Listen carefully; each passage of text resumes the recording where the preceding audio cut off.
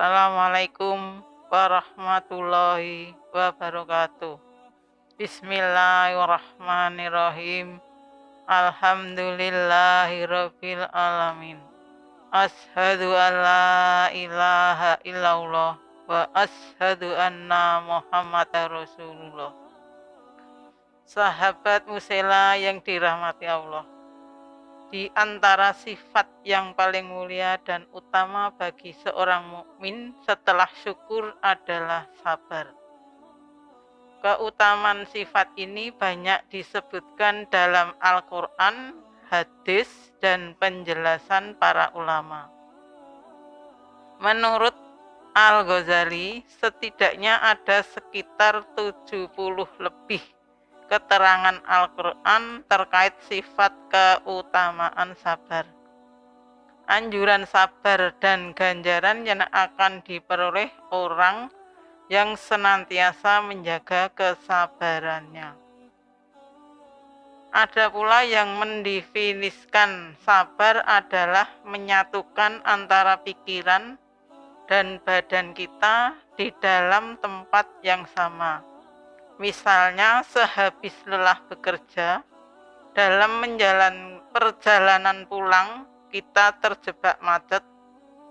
Orang yang sabar berarti pikiran dan badannya tetap berada di tempat di mana ia terjebak macet.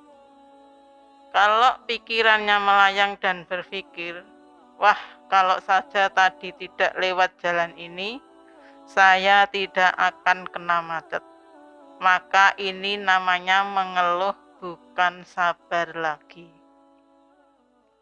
Sahabat Musela yang berbahagia, orang yang sabar merupakan orang yang bertumpu pada proses dan menikmati semua proses tersebut, sehingga sabar juga merupakan ciri-ciri orang yang memiliki kecerdasan emosional.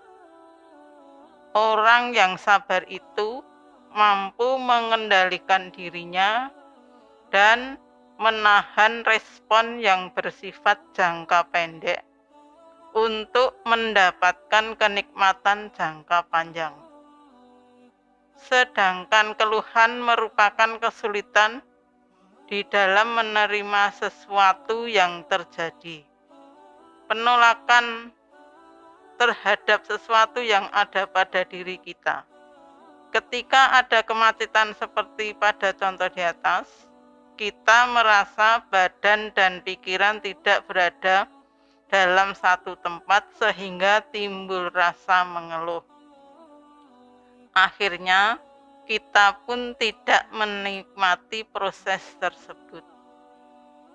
Hal ini sebagaimana diisyaratkan oleh firman Allah Ta'ala dalam surat Al-Baqarah 45, wasta'inu bisyabri wasyolah wa innaha lakabiratun illa alal qasiin, yang artinya jadikanlah sabar dan sobat sebagai penolongmu, dan sesungguhnya yang demikian itu sungguh berat kecuali bagi orang-orang yang khusyuk. Yaitu, mintalah pertolongan kepada Allah dengan bekal sabar dan sholat dalam menangani semua urusan kalian. Begitu pula sabar menjadi sebab hamba bisa meraih kenikmatan abadi, yaitu surga. Allah Ta'ala berfirman kepada penduduk surga, Allah juga berfirman, ulaika yujzaunal ghurfata bima sabaru wa yulaqauna fiha tahiyatan wa salama. Mereka itu akan diberi balasan dengan tempat yang tinggi. Dalam surga maksudnya atas kesabaran mereka. Dan di sana mereka akan disambut dengan penghormatan dan salam. Quran Surat Al-Furqan 75. Selain itu, Allah pun menjadikan sabar dan yakin sebagai sebab untuk mencapai kedudukan tertinggi, yaitu kepemimpinan dalam hal agama. Ingatlah bagaimana kisah Bilal bin Rabah yang tetap berpegang teguh dengan Islam meskipun harus merasakan siksaan ditindih batu besar oleh majikannya di atas padang pasir yang panas.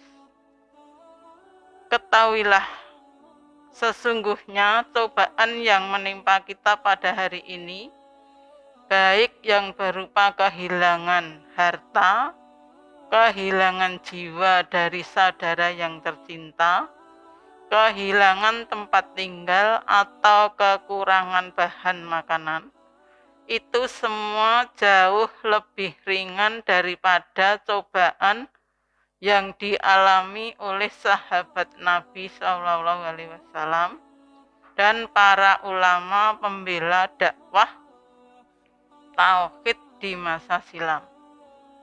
Mereka disakiti, diperangi, didustakan, dituduh yang bukan-bukan.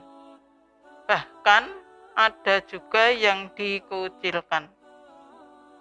Ada yang tertimpa kemiskinan harta, bahkan ada juga yang sampai meninggal di dalam penjara. Namun, sama sekali itu semua tidaklah menggoyahkan pilar keimanan mereka.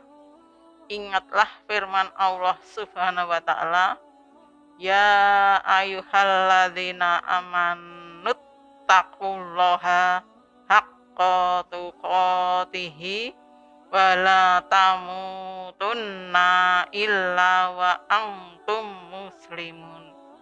Wahai orang-orang yang beriman, bertakwalah kepada Allah sebenar-benar takwa kepadanya, dan janganlah kamu mati kecuali dalam keadaan muslim.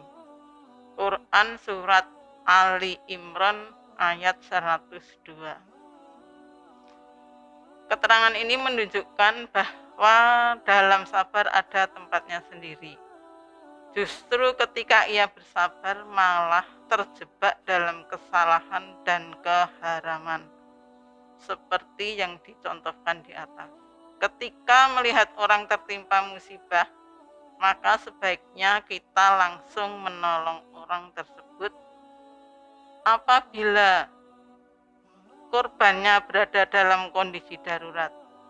Begitu pula ketika seorang istri yang diganggu orang lain, sabar dalam kondisi ini termasuk sabar yang diharamkan karena mendiamkan yang tidak benar berdasarkan penjelasan Al-Ghazali. Wallahu a'lam bishawab. Demikianlah kajian pada sore hari ini. Mohon maaf apabila kurang berkenan. Selamat berbuka puasa, sahabat Musela yang berbahagia. Akhir salam. Assalamualaikum warahmatullahi wabarakatuh.